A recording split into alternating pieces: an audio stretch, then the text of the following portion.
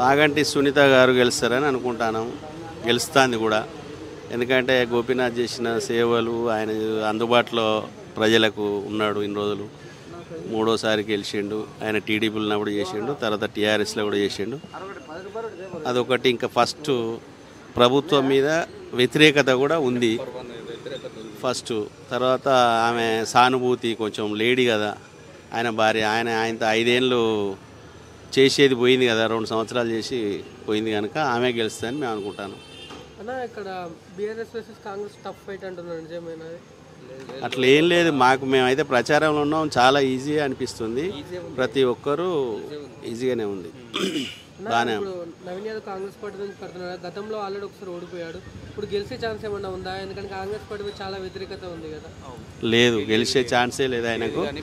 అంటే ఆయన ఓడిపోవచ్చు కానీ ఇప్పుడు ఆయన ఒక్కసారి కాదు 2-3 సార్లు ఓడిపోయినాడు.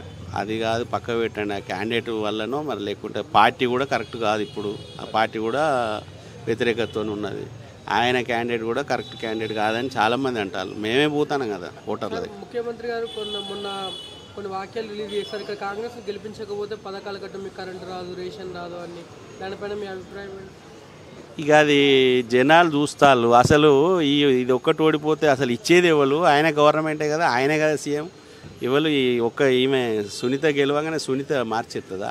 ఆయన మాట్లాడేది ఏమన్నా ఆ మనిషి ఏమన్నా అసలు ఏమన్నా ఉన్నది ఆయన దగ్గర? అది ఒక సీఎం, ఒక రెడ్డిోడు. మళ్ళీ ఒక మాట అంటే తప్పొద్దు.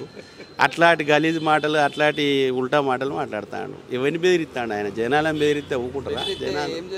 అట్లా దాని ఇది కొంతమంది ఎమ్మెల్యేలు అంటున్నారు మొత్తం ఏడ్చి సింపతి ఓట్లు గెయిన్ చేస్తుంది అంటున్నారు.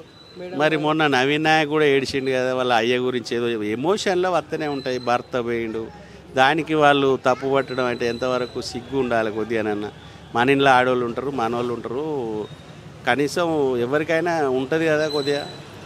ఇప్పుడు నవీన్ యాదవ్కి గతంలో చాలా కేసులు ఉన్నాయి ఆయన మీద. ఇప్పుడు జూబ్లీస్ ప్రజలు ఏమైనా మళ్ళీ ఛాన్స్ ఇస్తారంటారా? ఇయ్యరు. వాళ్ళు కరెక్ట్గా బరాబరి మంచిగా నమ్మకంతో ఆయనను గెలిపియ్యరు. ఆయన గెలిస్తే కూడా చాలా విధ్వంసాలు అది ఇది అవుతాయట. అసలు జనాలు అంటున్నారు. మేము ఇక్కడ మాది పక్క జిల్లా అయినా మాకు తెలుసు కనుక చెప్తాను. గులాబీ జెండా, కారు గుర్తు పక్క.